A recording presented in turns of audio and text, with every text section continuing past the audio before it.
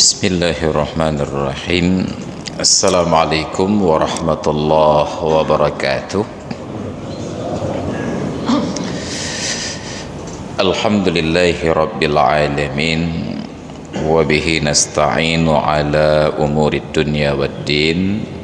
Wassalatu wassalamu ala nabiyyina wa habibina wa syafi'ina wa maulana Muhammadin asyrafil anbiya'i wal mursalin al-mab'uthi rahmatan lil alamin wa ala alihi wa sahbihi ajma'in.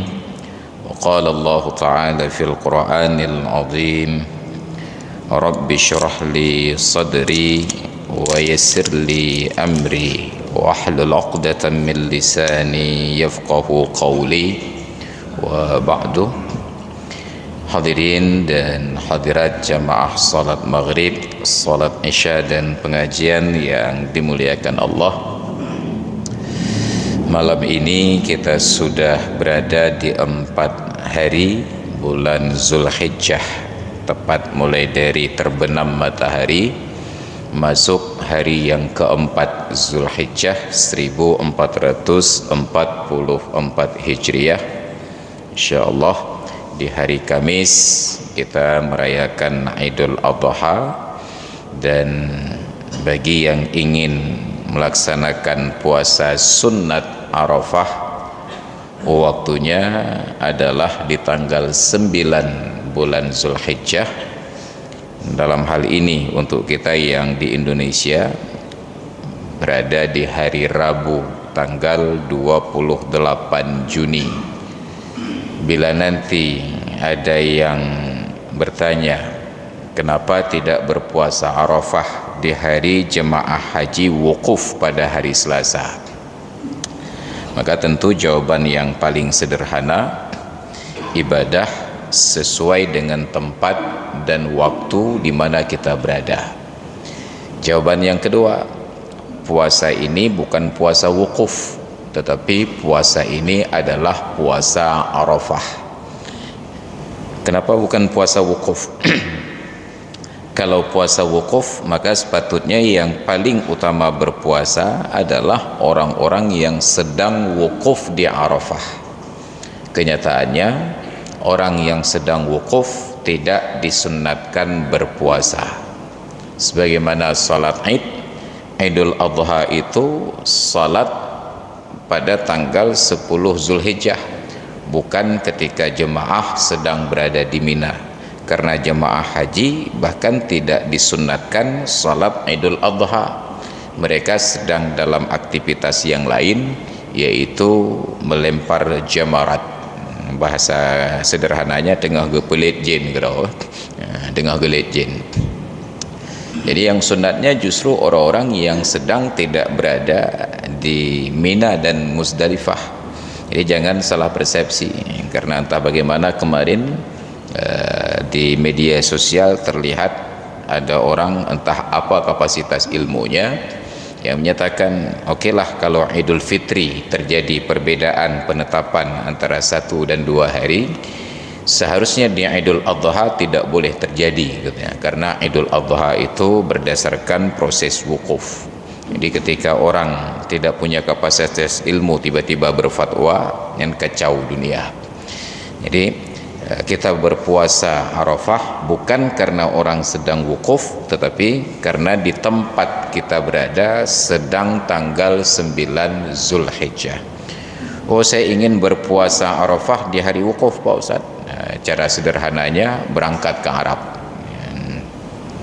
Tanggal 8 berangkat ke Arab, atau bukan tanggal 8, karena tanggal 8 di sini sudah tanggal 9 di Arab. Jadi tanggal 7 berangkat ke Arab. Jadi sampai ke Arab itu tanggal 9 Zulhijjah di hari Selasa. Puasa sunat Arafah hari Selasa itu, lalu pulang lagi ke Aceh sampai kemari hari Rabu puasa Arafah sekali lagi. 2 go Arafah dalam situ. Dan itu dimudahkan untuk orang yang berprofesi sebagai pilot penerbangan haji. Tanggal 9 Zulhijjah hari Selasa Persi Arab Saudi mereka ada di Arab, lalu pulang ke Indonesia, sampai ke Indonesia besoknya baru tanggal 9 Zulhijjah, maka puasa sehari lagi. Atau cara yang kedua, ikut kepada pengumuman yang dikeluarkan oleh kawan-kawan dari organisasi Muhammadiyah yang mereka berhari raya di hari Rabu insyaallah. Maka tentu versi kawan-kawan Muhammadiyah sunat Arafah berada pada hari Selasa. Maka banyak orang katakan, "Kau betul Muhammadiyah mestigo dengan wukuf di Arafah." Jadi perlu kita luruskan, bukan tentang Muhammadiyah dan NU-nya, tetapi ibadah sesuai dengan ketentuannya. Lalu kalau kita harus banding-bandingkan, jadi baiknya bagaimana Pak Ustaz? Saya ini memang dari organisasi Muhammadiyah, apa saya ikut Muhammadiyah atau saya ikut pemerintah? Prinsip dasar di dalam aturan bernegara menurut aturan syariat, kewajiban kita bukan patuh kepada organisasi, bahkan tidak wajib patuh kepada guru. Yang wajib patuh kepada pemimpin. Ya ayyuhalladzina amanu athi'ullaha wa athi'ur rasulah wa ulil amri minkum. Wahai orang-orang yang beriman, taatlah kalian kepada Allah, taatlah kalian kepada Rasul dan ulil amri di kalangan kalian. Ulil amri ini menurut mayoritas ulama adalah pemerintah, walaupun pemerintahan tersebut bukan pemerintahan yang islami. Selama perintah mereka beribadat sesuai dengan ketentuan syariat, semaksiat apapun pemimpinnya wajib ditaati. Misalnya ada pemimpin aktivitas hari-harinya hanya minum arak, berzina, nyambut di urau, tapi dia pemimpin, selama instruksinya adalah beribadah sesuai dengan ketentuan, wajib ditaati. Bahkan untuk pemimpin ini diberikan kekhususan di dalam agama. Kalau bahasa kami di Cekung itu ada privilege, ada keistimewaan. Kalau orang lain fasik, tidak sah bertindak sebagai wali untuk menikahkan anak gadisnya, maka untuk pemimpin walaupun terbukti sangat-sangat fasik, sah bertindak sebagai wali untuk menikahkan orang perempuan di wilayah hukumnya. Untuk menikahkan putrinya sendiri sebagai ayah tidak sah, tetapi bertindak sebagai wali atas nama hakim tetap sah. Itu hak reman pemimpin. Maka kalau ingin jadi preman, jadilah pemimpin. Ini prinsip dasarnya. Maka ada athi'ullaha wa athi'ur rasul wa ulil amri minkum. Jadi kalau perbedaan penetapan hari raya hanya antara Rabu dengan Kamis dalam kasus tahun ini, wajib taat kepada pemimpin.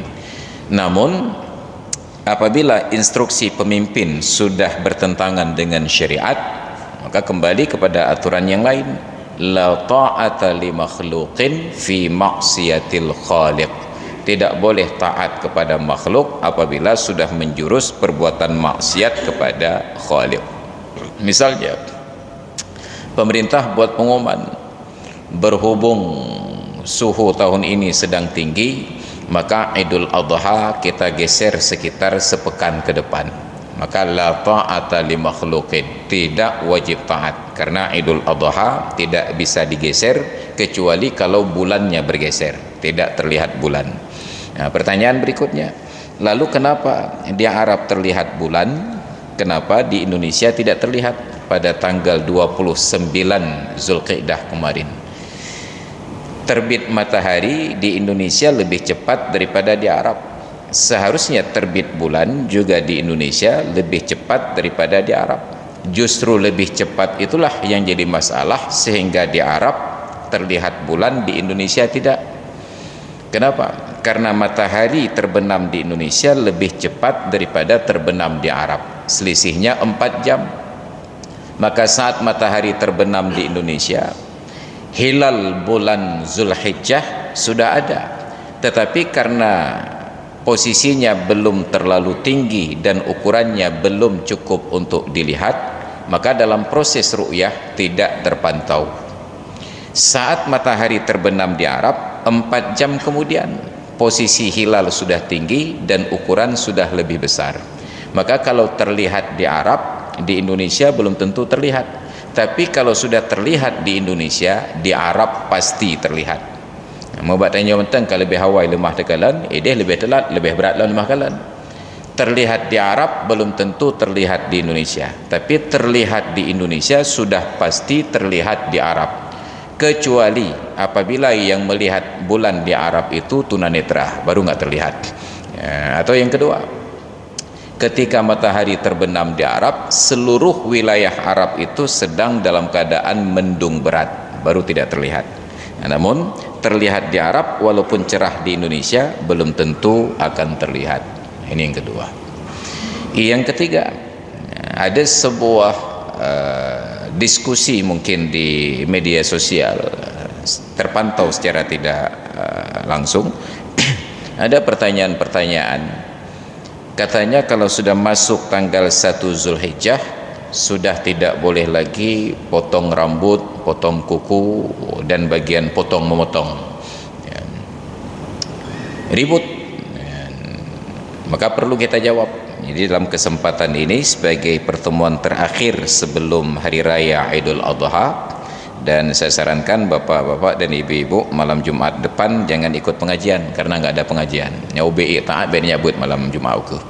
Kenapa? Itu baru malam Hari Raya. Yang menyata becik bibit taat dah. Tapi datang ke masjid tetap untuk salat maghrib berjamaah. Dinyatakan di sini, Bismillahirrahmanirrahim. Wa yusannu ay yadhbaha ar-rajulu bi nafsihi wa yashhadaha man wakkala bihi. Disunnatkan proses penyembelihan korban itu untuk orang laki-laki dia kerjakan sendiri. Maka kita yang laki-laki berkorban, sebaiknya korban itu disembelih sendiri, jangan orang lain. Apakah orang lain itu perorangan, individual, ataukah orang lain itu panitia, ofisial? Lebih baik disembelih sendiri. Tapi hana berani tengku menyadum-dum kambing lenti, taku dalam lukai dan kaping canwa. Itu tandanya anda lemah jantung. Ya.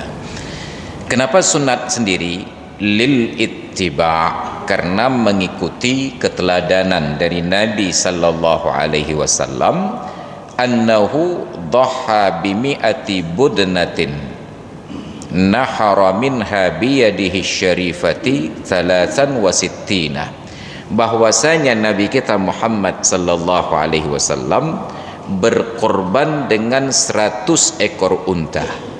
Itu untuk beliau sendiri. Kedrawa ke ceretuh ne unta. Ini Nabi kita, rumahnya kecil, korbannya besar. Rumah Nabi itu tipe 17,5, hanya 2 kamar saja, kamar depan dan kamar belakang. Yang depan untuk ruang tamu, yang belakang untuk ruang keluarga, tidur, mandi, dapur, bandum sahawa kanan.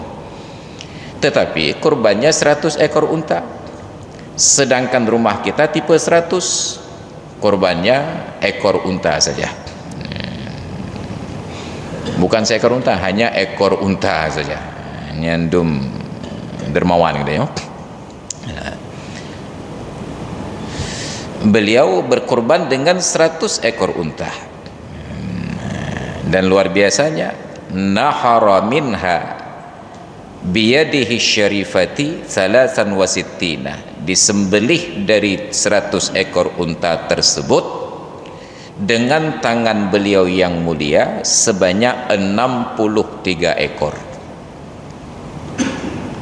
Wa amara Aliyan radhiyallahu anhu, dan beliau perintahkan Ali radhiyallahu anhu, fanahara tamamal mi'ah, maka Ali menyembelih sempurna 100. Seolah-olah itu menjadi isyarah bahwa usia hidup beliau 63 tahun.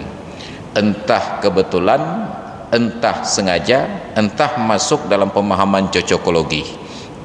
Yang pasti dalam hadis, saat beliau berkorban 100 ekor unta, 63 ekor diantaranya beliau sembelih dengan tangan beliau sendiri.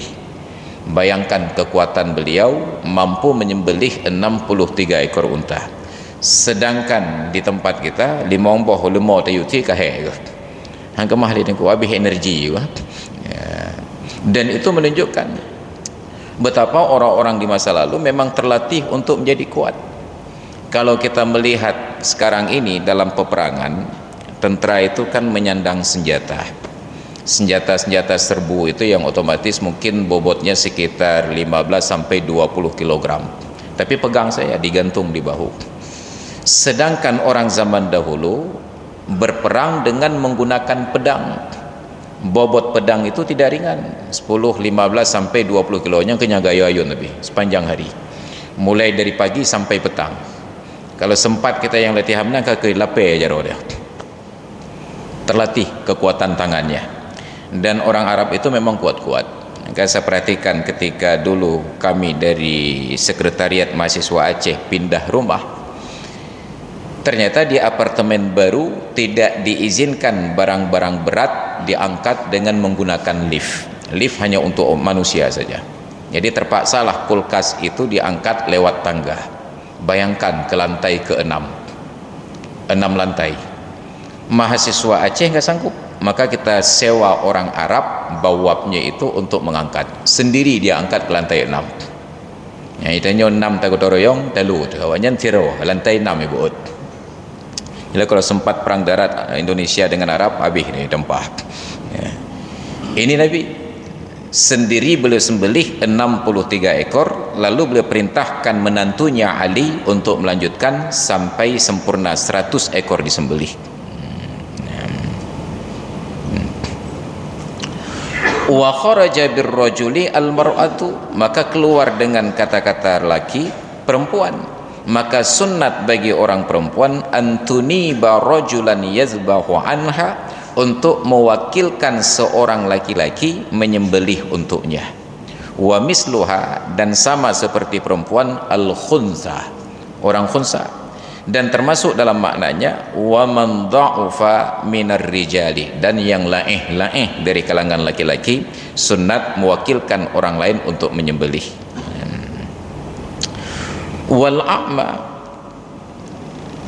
dan orang yang tunanetra demikian pula sunnat untuk diwakilkan orang lain. Tukrahu dzabihatuhu, karena orang yang tunanetra sembelihannya itu makruh hukumnya. Kemudian disunatkan wa ayyashhadaha man wakkala bihi, disunatkan untuk menyaksikan proses penyembelihan itu untuk orang-orang yang mewakilkan prosesnya. Jadi kita yang berkorban bila diserahkan kepada panitia, maka saat penyembelihan itu disunatkan untuk ikut hadir dan menyaksikan.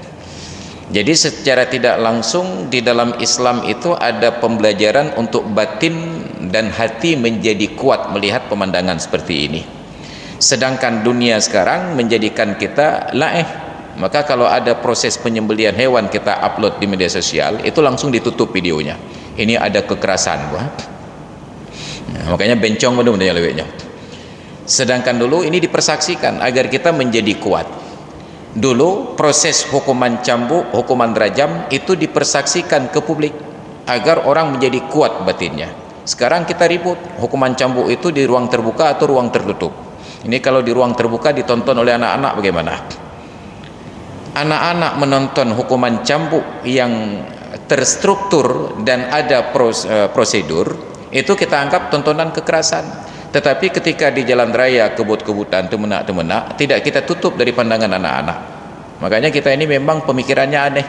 Waktu Covid dulu ketika sholat jaga jarak, waktu keluar di masjid berdesak-desak. Memang cimumang warnanya, Jadi peraturan itu tidak konsisten. Jadi kalau memang hukuman cambuk itu adalah sebuah kekerasan, tidak boleh disaksikan oleh anak-anak, maka segala bentuk kekerasan itu tidak boleh ada di ruang publik. Kemudian dilarang kekerasan di sekolah. Di sekolah dilarang kekerasan katanya, undang-undang anti kekerasan. Kalau memang dalam dunia pendidikan tidak boleh ada kekerasan, maka pendidikan yang pertama harus dibubarkan adalah pendidikan militer. Kekerasan semua di dalamnya. Ini inkonsistensi dalam penggunaan makna dan istilah. Jadi sunat untuk menyaksikan proses penyembelihan bagi orang-orang yang tidak sanggup menyembelih sendiri. Kenapa? Lamma sahha, karena ada hadis yang sahih min amri sayyidati Fatimah radhiyallahu anha, dari perintah kepada Sayyidah Fatimah radhiyallahu anha untuk menyaksikannya. wa an taqula, dan sunnat untuk diucapkan saat menyaksikan proses penyembelihan tersebut, inna salati wa nusuki wa mahyaya wa mamati lillahi rabbil alamin la syarika lahu wa bidzalika umirtu wa ana minal muslimin. Dan Nabi menjanjikan kepada Fatimah saat itu bi annahu yughfaru laha bi awwali qatratin min damiha kulla dhanbin amilathu, bahwa dengan tetes pertama darah hewan kurban yang jatuh menentuh tanah diampuni dosa-dosa beliau yang pernah dikerjakan. Maka terkait dengan inilah berlaku pertanyaan tadi, apakah benar ada larangan potong kuku dan bulu sejak dari tanggal 1 Zulhijjah sampai penyembelihan kurban di dalam Islam? Di jawabannya nanti tegaskan ke depan. Wa yukrahu wa kuriha limuridiha izalatu nahwi sya'rin, dan dimakruhkan kepada orang yang berkeinginan untuk berkurban. Apa makruhnya? Izalatu nahwi sya'rin, menghilangkan seumpama bulu. Tidak mesti bulu saja, apa saja yang mungkin dihilangkan dari organ tubuh.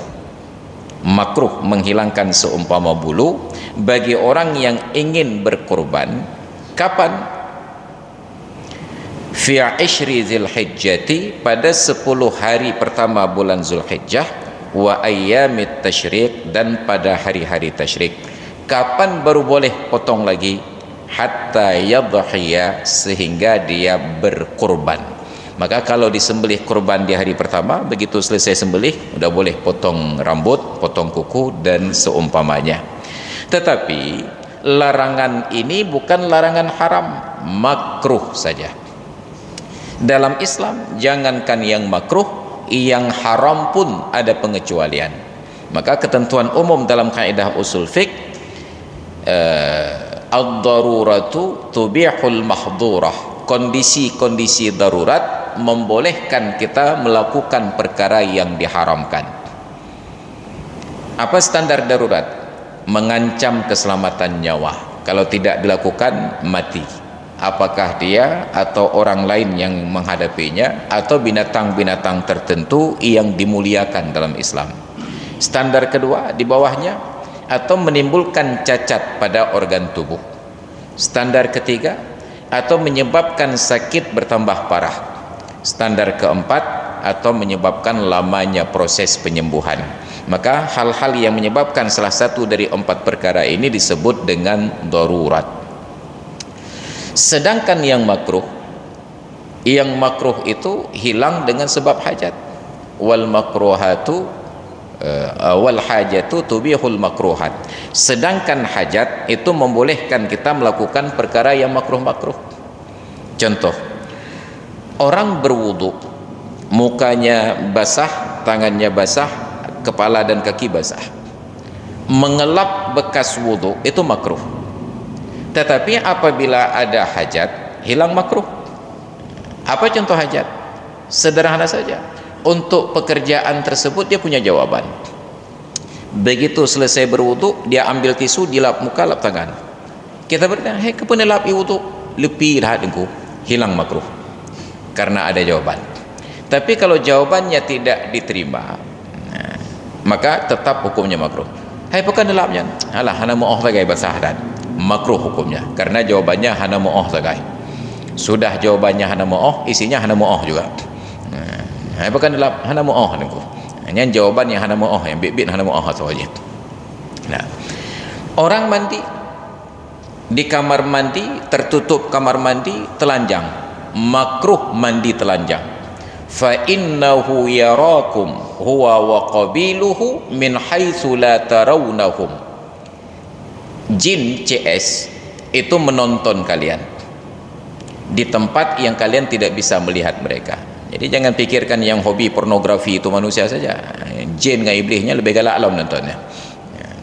Dia melihat kalian dari tempat kalian tidak bisa melihat mereka. Maka mandi telanjang di kamar mandi itu menjadi tontonan jin. Lah hana yang terdengar turak-turak wanyan. Itu rak. makruh. Tetapi hilang makruh apabila ada hajat. Mungkin suami istri, begitu suami masuk kamar mandi ternyata mandinya telanjang, kita pekan telun. Apa jawaban suami? Nya payah rah rata tago pada talungki juga. Kalau ada basahan hanapah tagai.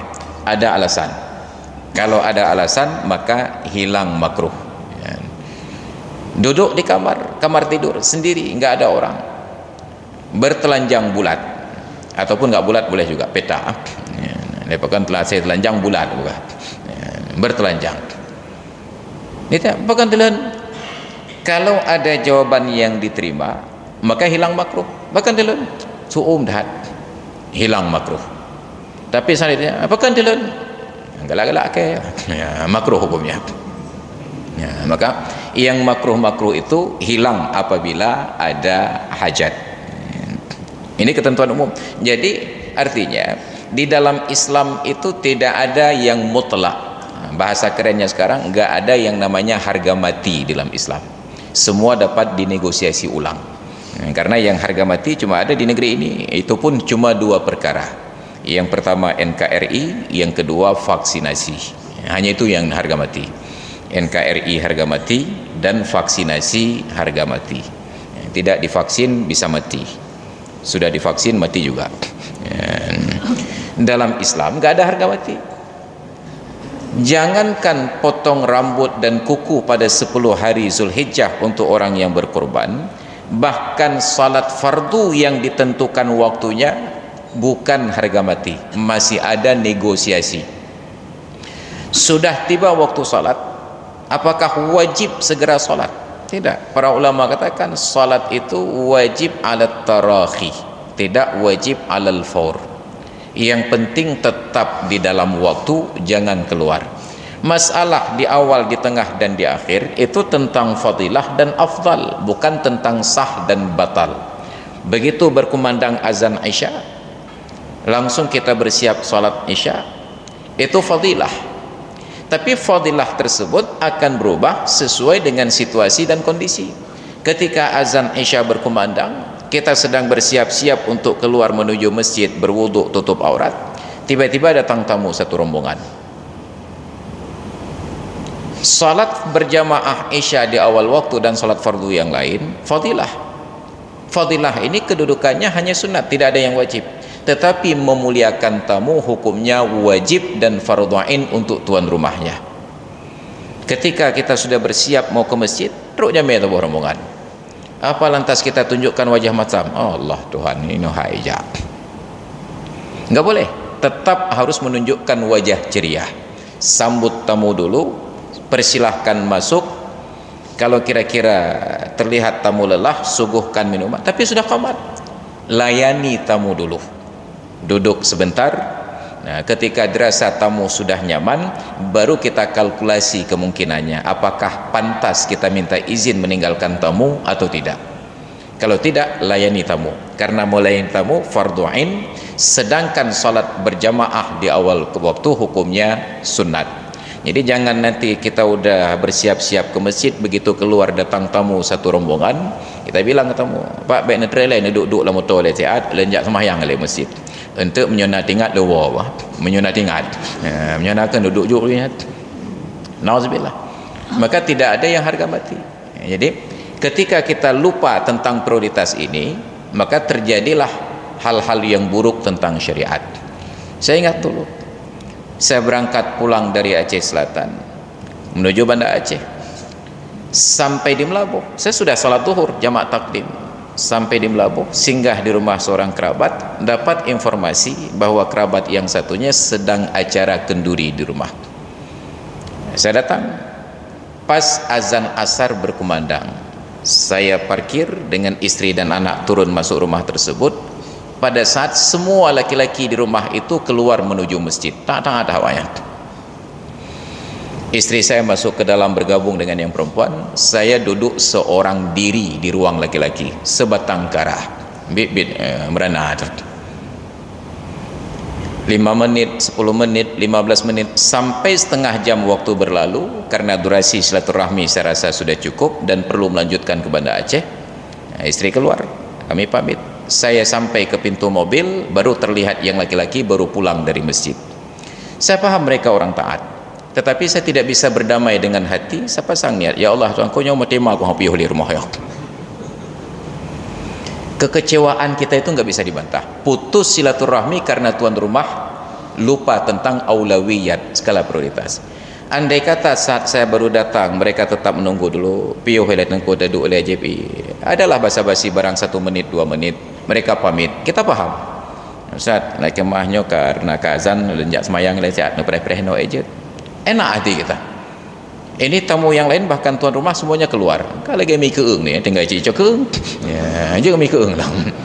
Maka ada aulawiyat, akhlak ini yang kita lupa. Oleh karena itu Rasulullah katakan, innama bu'istu liutammima makarimal akhlak. Hanya saja aku diutus oleh Allah untuk menyempurnakan akhlak mulia, bukan untuk mengajak salat berjamaah di awal waktu. Akhlaknya dulu. Berjamaah di awal waktu itu bahagian dari akhlak. Boleh jadi ada akhlak lain yang harus diprioritaskan. Maka selalu saya katakan, Nabi kita Muhammad sallallahu alaihi wasallam bukanlah orang yang disiplin salat berjamaah di awal waktu. Ingat, Nabi Muhammad sallallahu alaihi wasallam bukanlah orang yang disiplin salat berjamaah di awal waktu, tetapi beliau orang yang disiplin salat berjamaah di dalam waktu. Kadang-kadang sengaja beliau tunda salat ke akhir waktu.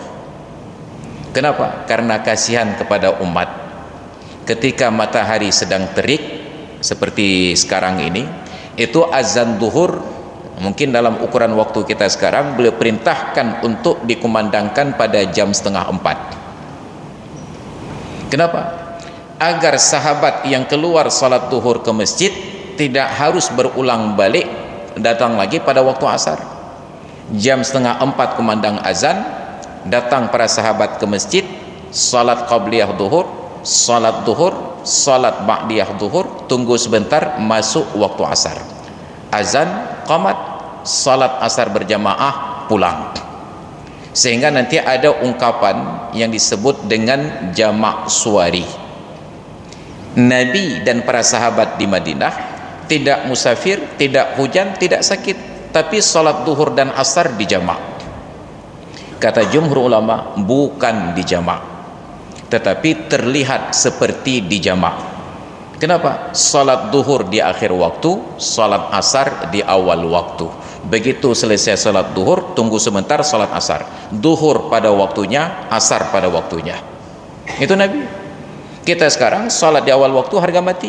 Berapalah gajimu sampai engkau tinggalkan salat berjamaah di awal waktu? Maka saya khawatir jangan-jangan di akhirat nanti surga kita lebih tinggi daripada surga Nabi, karena Nabi tidak sedisiplin kita salat berjamaah di awal waktu.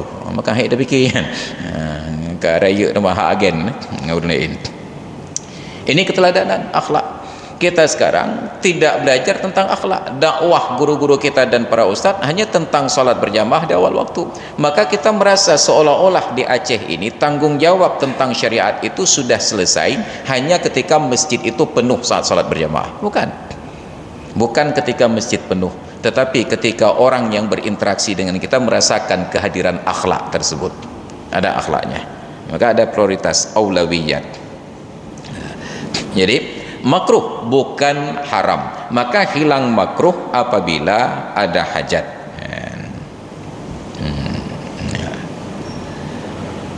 Wa kharaja bi muridiha ghairuhu, maka keluar dari kategori orang yang ingin berkorban. Tadi orang yang ingin berkorban makruh potong bulu dan seumpamanya. Maka selain orang yang punya keinginan enggak makruh. Ada misalnya saya nggak ada keinginan kurban tahun ini, nggak makruh saya potong rambut. Maka diambillah kesimpulan singkat, oh kalau begitu kita mau lihat bapak itu berkurban atau tidak. Tecikalan batik lohorona kau hana kerban yang kridan. Tidak bisa diambil kesimpulan. Kenapa? Karena ada kondisi-kondisi hajat tadi. Walau min ahlil bait, sekalipun yang berkeinginan berkurban itu dari keluarganya. Misalnya istri saya mau berkurban, sedangkan saya tidak. Saya tidak dimakruhkan potong rambut. Saya yang mau berkurban, istri tidak, maka istri saya tidak makruh untuk potong rambut. Wa in waqa'at anhum, sekalipun pahala kurban itu juga berlaku untuk mereka.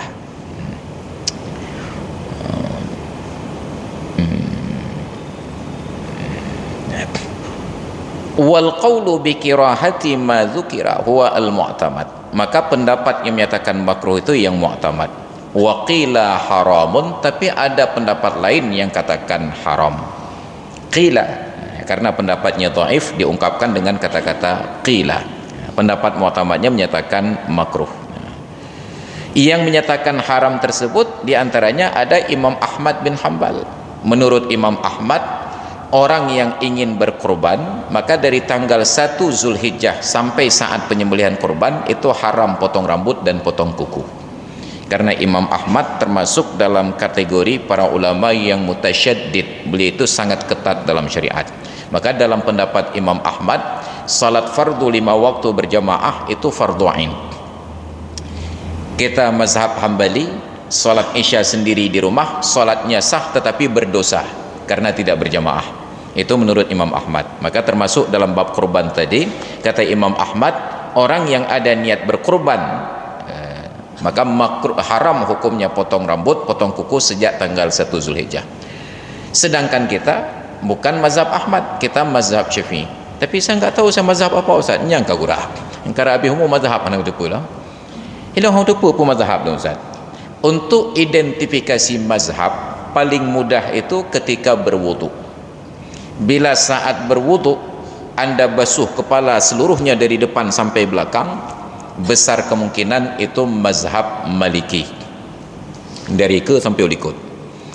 Bila saat berwudu Anda membasuh rambut seperempat di ubun-ubun, besar kemungkinan itu mazhab Hanafi. Tapi bila saat basuh rambut cilet-cilet seperti dinding rahek, pasti mazhab Syafi'i. Bukan besar kemungkinan, pasti mazhab Syafi'i. Sebab praktek mazhab Syafi'i tidak diterima di mazhab lain.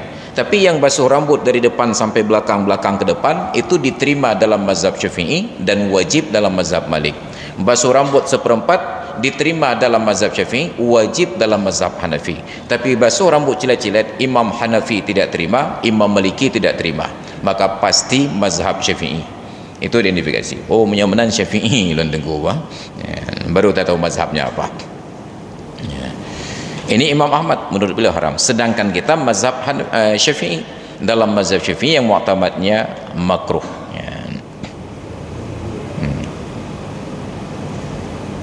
Wa ghairuhu ma lam yuhtajju ilaihi, makruh tersebut selama tidak ada hajat. Wa illa, tapi kalau ada hajat untuk potong-potong, bukan hanya rambut dan kuku, apapun yang mau dipotong dari tubuh, kalau sudah ada hajat, faqad yajibu, kadang-kadang wajib. Dari tanggal 1 Zulhijjah sampai tanggal 10 ada bahagian yang dipotong itu hukumnya wajib. Mana contoh wajib?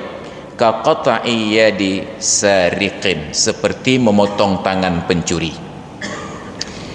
Ada pencuri melakukan pekerjaannya, tertangkap oleh pihak petugas, diproses persidangannya, ingkrah hukumannya itu jatuh tanggal 1 Zulhijjah. Majelis hakim sepakat menjatuhkan hukuman potong tangan kepada Fulan bin Fulin dan dieksekusi paling telat 7 hari sejak keputusan ingkrah. Wah, yang tanggal 1 Zulhijjah, paling telat 7 Zulhijjah harus dipotong tangannya. Tiba-tiba pencuri ini buat pembelaan, Pak Hakim sebaiknya jangan dipotong dulu. Kenapa? Karena saya sudah ada niat untuk berkurban tahun ini. Wah, apa urusannya ke kurban? Kalau sudah ada niat berkurban, maka makruh potong kuku, makruh potong rambut, apalagi potong tangan. Wah, ya, Pak Hakim terlebih boleh nyocin. Wajib dipotong pada waktu tersebut. Kenapa? Karena memotong tangan pencuri yang sudah terbukti hukumnya wajib. Itu contoh pertama. Wa khitanu balighin, wa khitani balighin. Dan contoh yang wajib lagi, khitan untuk orang baligh. Tanggal 1 Zulhijjah, salah seorang saudara kita yang non muslim dapat hidayah, disyahadatkan masuk Islam. Setelah selesai bersyahadat, ditanya, Pak, ini Idul Adha sudah di depan mata, 10 hari lagi. Bapak ada niat kurban? Oh, saya kurban. Oh, alhamdulillah. Sapi, kambing, pokoknya barang apa je. Begitu selesai, aduh lupa Pak, Bapak sudah sunat. Yang ketuha aku balik. Belum Pak. Oh, kalau belum sunat dulu. Protes tengku kiban tak sunat kenyang kagenik kerebun. Walaupun niat kurban, khitan itu wajib karena beliau sudah balik. Protes kiban tak kau adanya mau ke ngau dah je tak kau. Hanjat takoh apabila tidak ada hajat. Ini sudah ada hajat dan hajatnya itu hajat wajib, maka wajib dikhitan orang yang sudah balik. Ada kala hukumnya sunat, waqad yustahabbu, kadang-kadang sunat, ka khitani sabiyyin, seperti mengkhitankan anak kecil. Anak kecil ini sudah mumayyiz, kita niatkan kurban karena ada kurban untuk bayi anak kecil dari hartanya. Anak kecil ini ayahnya meninggal dunia dapat warisan, maka walinya, pamannya, kakeknya sunat melaksanakan kurban untuk anak ini dari harta anak tersebut, warisan ayahnya. Sudah diniatkan kurban, baru teringat tapi dia belum khitan. Pertanyaannya, boleh enggak dikhitan anak kecil yang sudah niat kurban ini? Tetap sunat, tapi kan dia sudah niat untuk kurban, makruh khitan. Hilang makruh karena ada hajat, bahkan hukumnya sunat. Wa katandhifi muridi ihramin, dan seperti bersih-bersih untuk orang yang ingin ihram. Jemaah haji lusa sudah mulai ihram, mereka sudah niat kurban disembelih di Mina, tapi ketika mandi ihram dia perhatikan kukunya panjang, rambutnya panjang, bulu ketiaknya panjang, abah tak berapinya ileh. Terjadilah kontradiksi. Je takoh mitse, takoh takoh janggut, takoh hukai, sedangkan saya ada niat kurban. Tetap hukumnya sunat. Tapi kan 10 Zulhijjah dari tanggal 1 sampai 10 bagi orang yang ingin berkurban makruh. Makruh kalau tidak ada hajat. Ini ada hajat bersih-bersih untuk ihram. Au huduri jumu'atin ala ma bahasahu Az-Zarkashi, atau karena ingin menghadiri salat Jumat berdasarkan kajian yang dilakukan oleh Imam Az-Zarkashi. Ini jadi kontradiksi. Dari tanggal 1 sampai 10 Zulhijjah dilaksanakan kurban, makruh potong bulu dan kuku bagi orang yang ingin berkurban, tapi hilang makruh apabila ingin menghadiri salat Jumat. Pertanyaannya, apakah ada dari tanggal 1 sampai 10 Zulhijjah yang tidak ada Jumatnya? Bandung dan Jumat, karena 7 hari pasti ketemu Jumat. Hilang makruh, kenapa? Karena ingin menghadiri salat Jumat. Maka termasuk di antara uzur tersebut orang-orang yang pertumbuhan bulunya itu cepat, 10 hari tidak dipotong rambut, kumis dan janggut, itu begitu keluar penampilannya sudah seperti si buta dari gua hantu. Menang gedebit gejak semayang id anak mid yo ururinong iplung. Kalau penampilannya itu sudah mungkirah, menakutkan orang lain, maka itu sudah sunat untuk dirapikan. Tapi kan makruh kalau tidak ada hajat. Makanya kita katakan dari awal bahwa di dalam Islam tidak ada harga mati. Semua harga dapat dinegosiasi ulang. Nah,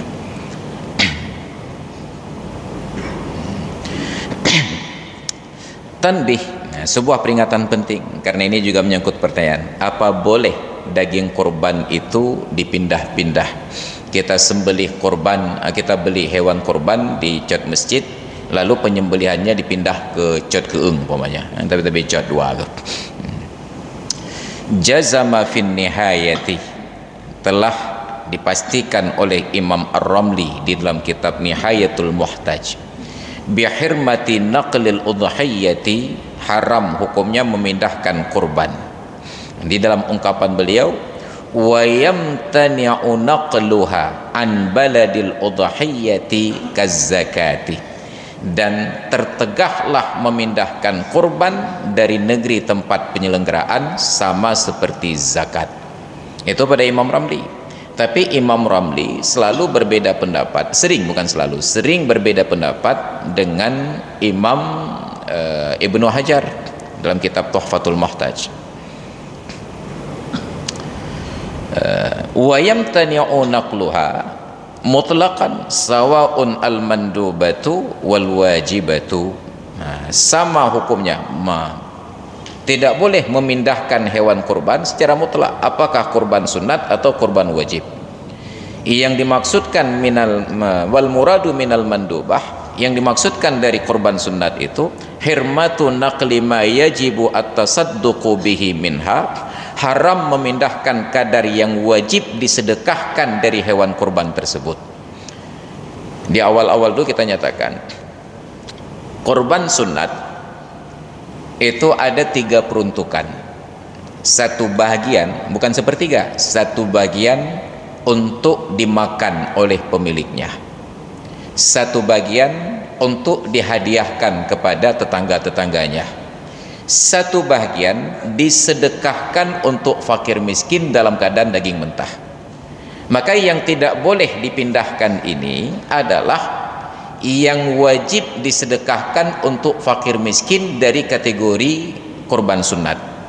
Sedangkan kurban wajib seluruhnya wajib disedekahkan untuk fakir miskin. Maka tidak ada jatah panitia pada kurban yang wajib, tidak ada hak selain dari orang miskin pada kurban wajib, dan tidak ada hak pemilik pada kurban wajib. Jadi kita wanti-wanti selalu, nanti saat penyembelihan kurban, panitia itu bertanya dulu, konfirmasi, Iran tengku pekurban wajib pekurban sunat. Hai lagi awaknya naju. Kan wajib sunat. Hai lagi awaknya. Yang tanda hana hukum kena sunat na wajib. Baru kita jelaskan. Menurut tengku korban itu memang hukum dasarnya sunat dan kadang-kadang menjadi wajib. Wajib karena nazar, wajib karena ucapannya, wajib karena niatnya. Oh, pat beda ada, Pak. Yang wajib itu pahalanya besar. Omnya benar wajib dong, bahaya pahala. Tapi yang wajib nengku kerana hanya baju omnya benar sunat mentang. Yang penting baju kan. Yang tapi hanya baju ke sunat mentang. Pahala aja baju, yang penting baju berayu kan. Maka ada lebih ada kurang. Sayangnya pemahaman kurban wajib dan kurban sunat ini tidak pernah tersampaikan dengan baik. Maka jangan-jangan selama ini sebelum ada penjelasan tersebut, banyak di antara kita saat berkurban itu sebenarnya sudah wajib tapi dimakan oleh pemilik dan dikonsumsi oleh orang kaya, haram seluruhnya. Kenapa wajib? Wajib itu penyebabnya salah satu dari 4 kemungkinan. Yang pertama karena nazar, kaui lillahi alayya an udahi hadhihi sanah, hak Allah Ta'ala kewajiban atasku bahwa aku berkurban tahun ini, maka kurban itu wajib karena nazar. Yang kedua wajib bitta'yin, karena penentuan. Saya beli beberapa ekor kambing untuk saya pelihara, saya ternak, atau memang saya peternak kambing. Ketika sedang duduk-duduk dengan istri, keluarga atau dengan kawan-kawan, lewatlah satu rombongan kambing ternak saya tunjukkan yang raya langkawan, insyaAllah lengkerbun tunjuk. Wajib bitta'yin. Itu kalau mati wajib diganti yang lain, kalau dijual haram hukumnya, wajib disembelih. Yang ketiga wajib bil ja'li. Saya datang ke pasar beli seekor kambing, setelah sah transaksi jual beli saya bawa pulang. Ditanya oleh orang yang melihat, kepa kambing niku? Nyo untuk kerben, wajib bil ja'li. Dan yang keempat kasus kepanitiaan, karena pemilik hanya serahkan uang, panitia yang beli binatangnya.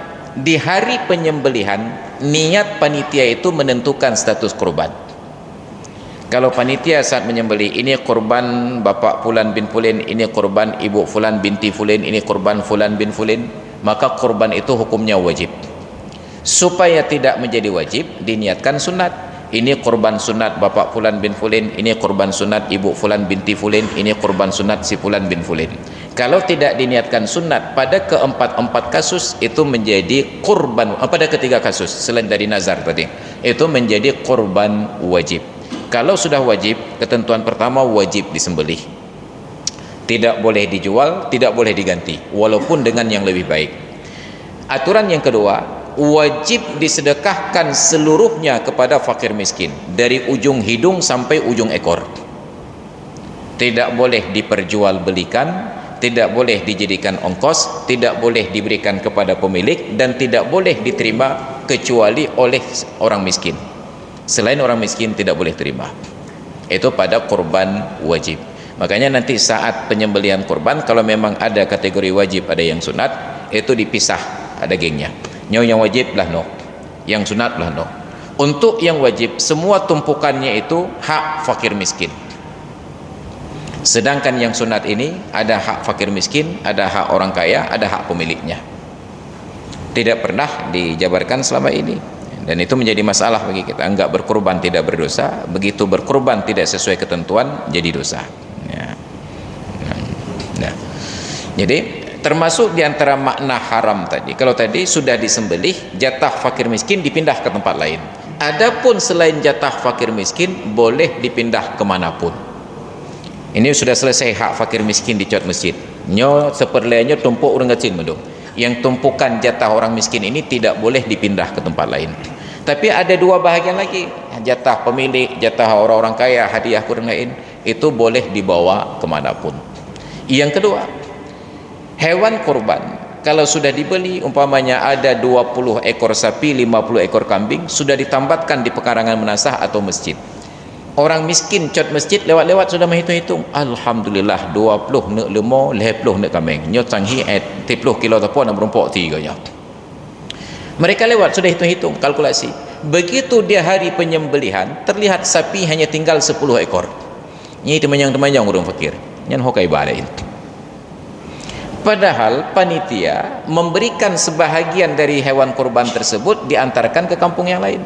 Maka haram memindahkan seperti ini, li'annaha qad ta'allaqat alaihi atma'ul fuqara, karena keinginan fakir miskin sudah melekat pada wujud binatang tersebut. Maka kalau kita di cot masjid ingin berkurban di tempat lain, jangan bawa binatangnya kemari, langsung beli, antarkan ke lokasi. Baik bagano. Bahkan dilihat oleh fakir miskin cot masjid dan mereka bertanya-tanya. Maka ada aturan dan adab-adab yang harus dijaga. Ini hadirin dan hadirat sekalian, jamaah salat maghrib, salat isya dan pengajian yang dirahmati Allah. Kalau sekedar untuk diulang-ulang sendiri untuk lebih mendalami perkara ini, silakan dibaca dalam kitab Sabilal Muhtadin. Itu memang kitab Arab Melayu bahasa Jawa, jilid yang kedua pada halaman 230 sekian. Itu tinggal buka saja daftar isi pada bagian terakhir sekali. Di atas sekali itu langsung bab al-udhiyah, bab kurban. Yang dibaca-baca kero, mulang-mulang kero, hanya sedikit barangkali yang kita tidak paham karena bahasanya memang bahasa Melayu tetapi tulisan Arab. Cuma kalau kitab ini kitab I'anatul Talibin, kitab berbahasa Arab, perlu penterjemahan dan pendalaman.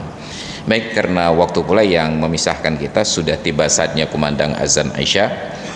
Mudah-mudahan kita dapat bersilaturahmi kembali nanti setelah Idul Adha sesuai dengan jadwal yang diumumkan oleh panitia. Wallahu a'lam bis-shawab wa ilaihil marja'una wal ma'ab. Hadanallahu wa yakum ajma'in. Assalamualaikum warahmatullahi wabarakatuh.